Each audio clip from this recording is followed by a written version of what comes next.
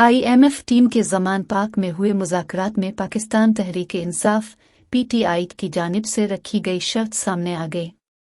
Chairman PTI ने IMF से stand by agreement की हिमायत के बदले बरवक्त इलेक्शन की ज़मानत मांगी। ज़राए के मुताबिक चेयरमैन PTI ने IM वफ़द से सवाल किया कि आप इस बात की क्या ज़मानत देते हैं कि मुल्क में इंतख़ाबात वक्त पर होंगे,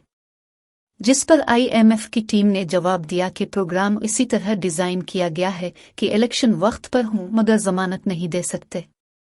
ज़राए के मुताबिक IMF चीफ नाथन पोर्टर की सरबराही में मुज़ाकरात करने वाली टीम ने बताया कि 9 माह के स्टैंड बाई प्रोग्राम में $1 अरब PDM हुकूमत, $1 अरब निगरान हुकूमत और $1 अरब इलेक्शन के बाद बनने वाली अगली हुकूमत को मिलेंगे, मगर उसके बावजूद IMF इलेक्शन वक्त पर होने की ज़मानत नहीं दे सकता और न ही अलिफ यक हद से ज़्यादा सियासी मामलात में दखल अंदाजी कर सकता है। उनका कहना था IMF एग्जीक्यूटिव बोर्ड के डायरेक्टर्स 12 जुलाई की मीटिंग में अपना नुक्ता नज़र रखेंगे। एग्जीक्यूटिव बोर्ड का पाकिस्तान के सियासी मामलात से मुताल्लिक मौक़िफ़ क्या होगा, इस हवाले से पेशगोई नहीं कर सकते।